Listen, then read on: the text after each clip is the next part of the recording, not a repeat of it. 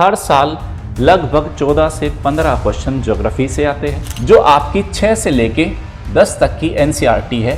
आपके बहुत सारे बेसिक जो कंसेप्ट है बच्चों, ये उसको क्लियर कर देती है। तैयारी में एक्स्ट्रा वेटेज दिलाएगा, एक्स्ट्रा आपको लीड दिलाएगा, जो और कोई सब्जेक्ट आपको नहीं दिलाता, वो है इस सब्जेक्ट की मैपिंग। प्रीलिम्स से पहले और मेन से पहले मैं बोलता हूँ, प्रीलिम्स से पहले तकरीबन 7 से 8 हजार क्वेश्चन आपके मॉक टेस्ट के हो जाने चाहिए। 5 लेवल पे आप अगर खुद को तैयार कर लेते हो, चाहे सेल्फ स्टडी से या क्लासरूम के जरिए, तो ज्योग्राफी में आपको कोई है ना हरा नहीं सकता। आज हम ज्योग्राफी की एक ऐसी स्ट्रेटेजी पर डिस्कस करने जा रहे हैं जिसे हर टॉपर फॉलो करता है, और इस वीडियो के बाद ज्योग्राफी पर आपकी एक ऐसी क्लैरिटी डेवलप होने वाली है जो इस पूरे एग्जाम में आपको बहुत आगे तक लेके जाने वाली है।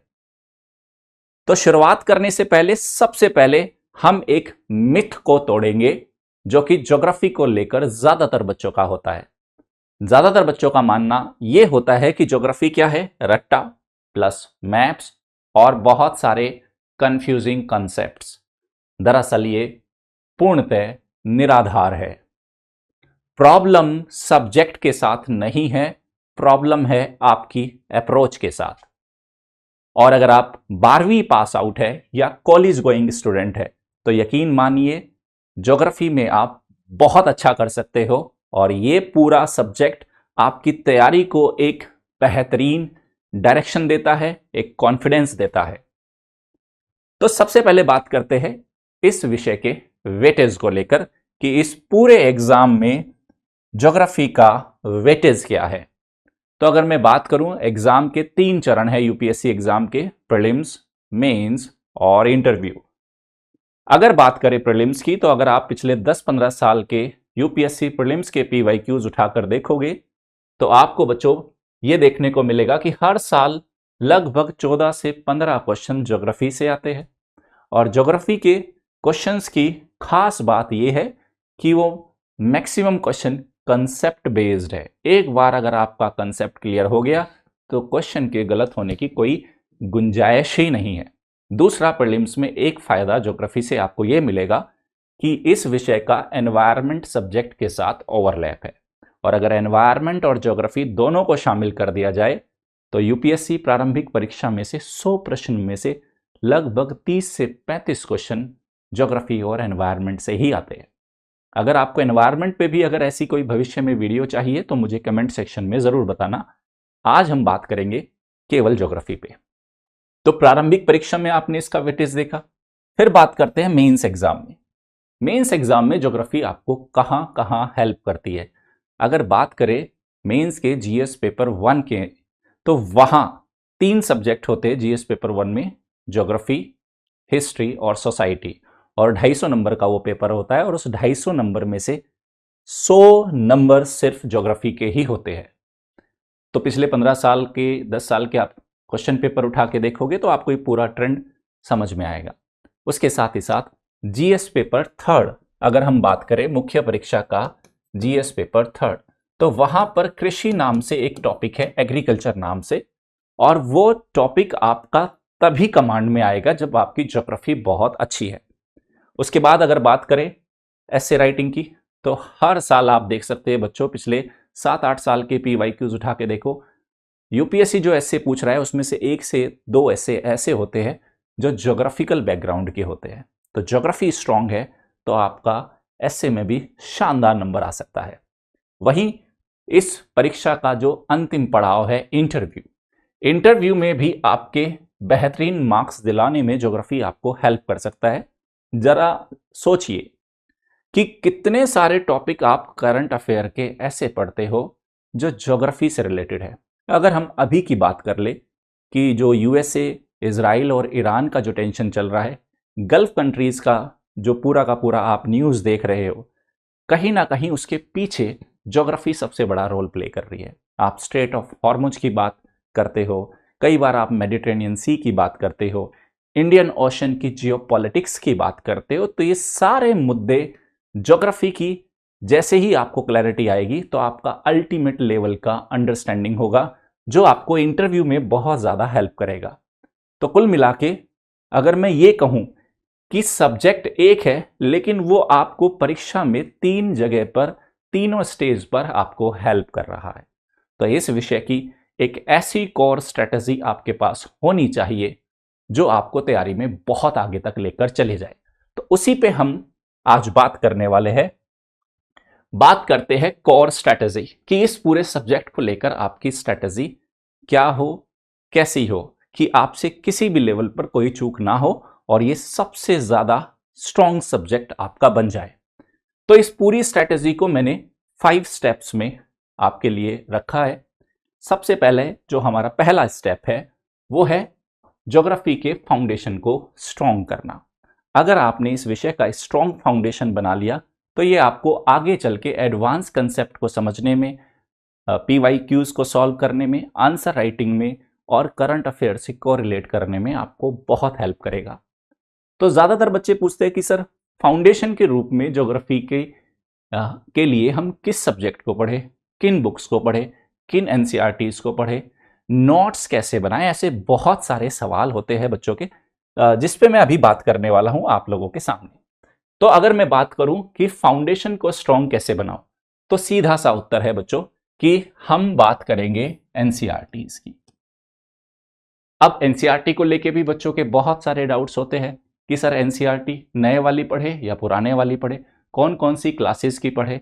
तो यहां मैं आपको बता देता हूं, NCERTs पहली बात 6 से लेके 12वीं तक की आपकी NCERT होती है, 6 क्लास से लेके 12th क्लास तक की आपकी NCERT है। ओके, लेकिन आपको स्ट्रॉन्ग फाउंडेशन अगर बिल्ड करना है तो मेरा आपको रिकमेंडेशन ये रहेगा कि हम 6ठी से लेके 10वीं क्लास तक की NCERT को बहुत अच्छे से करें। 6 से लेके 10 तक बहुत आसान NCERTs है वो। फिर आप बोलोगे सर आप 11th और 12th वाली NCERT की बात क्यों नहीं कर रहे, क्योंकि 11th और 12th की NCERT में जितने भी टॉपिक है, जितने भी कंसेप्ट है, वो मैं आपको मेरी क्लासेस में एडवांस लेवल पे कवर कराने वाला हूं। लेकिन अगर मैं बात करूं अगर किसकी 6ठी से लेके 10वीं तक की NCERT की, तो ये आपको कैसे हेल्प करने वाली है। दरअसल जो आपकी 6 से लेके 10 तक की NCERT है, आपके बहुत सारे बेसिक जो कंसेप्ट है बच्चों, ये उसको क्लियर कर देती है। जैसे बहुत सारे बच्चे सोचते होंगे अक्षांश और देशांतर क्या होता है। तो अक्षांश देशांतर के बहुत ही बेसिक तरीके से इसमें समझाया गया है। पृथ्वी की गतियां क्या होती है, अगर आप बात करो पृथ्वी की गतियां, वो गतियां क्या है, कैसे वो अर्थ को इंपैक्ट करती है। उसके बाद जलवायु की बात करें, पूरे क्लाइमेट और क्लाइमेटोलॉजी की बेसिक अंडरस्टैंडिंग मिल जाएगी। पृथ्वी की आंतरिक संरचना जैसे जो विषय है, ये इन पे बड़े सरल भाषा में NCERT ने समझाया हुआ है। फिर अगर मैं बात करूं मानव भूगोल की और आर्थिक भूगोल की, जिसे हम इंग्लिश में बोलते हैं human geography and economic geography, तो बड़े बेसिक तरीके से और बहुत ही आसान से एग्जाम्पल्स के जरिए यहां पे NCERT ने आपको रिसोर्स जैसे टॉपिक हो गए, एग्रीकल्चर जैसे टॉपिक हो गए, इंडस्ट्री जैसे टॉपिक हो गए, मैं कहूं ह्यूमन पॉपुलेशन जैसे टॉपिक हो गए, migration, birth rate, death rate, age pyramid, इतना बेसिक तरीके से समझाया है ना कि आपको आसानी से वो वहां से समझ में आ जाएगा। उसके फिर कुछ बेसिक शॉर्ट नोट्स भी हम बना लेंगे। तो यहां से आपका फाउंडेशन बढ़िया तैयार हो जाता है। फाउंडेशन के बाद का नेक्स्ट स्टेप होता है आप डिटेल्ड में पूरे ज्योग्राफी के सिलेबस को कंप्लीट करो UPSC की डिमांड के अकॉर्डिंग, प्लस करंट अफेयर से या करंट से उसको कोरिलेट करो। जैसे अगर मैं बात करूं कि डिटेल्ड सिलेबस क्या है, हमें कैसे पता चले, तो डिटेल्ड सिलेबस को अगर UPSC के पिछले 20 से 25 साल के आप क्वेश्चंस उठा के देखो, UPSC प्रीलिम्स के और मेंस के, तो आपको मोटा मोटा समझ में आता है कि वो एडवांस लेवल पर कहां जा रहा है। वो फिजिकल ज्योग्राफी पे आपसे क्वेश्चन पूछ रहा है। फिजिकल ज्योग्राफी में अगर मैं बात करूं, वो जलवायु विज्ञान के प्रश्न पूछता है आपसे। वो आपसे भू आकृति विज्ञान, जिसे आप जियोमॉर्फोलॉजी बोलते हो, इस पे प्रश्न पूछता है। वो समुद्र विज्ञान, जिसे आप ओशनोग्राफी कहते हैं, उस पे प्रश्न पूछता है। तो वो सारे के सारे टॉपिक आपको यूपीएससी पीवाईक्यूज के जरिए एक अच्छे से आपको एक दिशा दे सकते हैं कि हमें क्या क्या पढ़ना है और किस गहराई तक हमें पढ़ना है।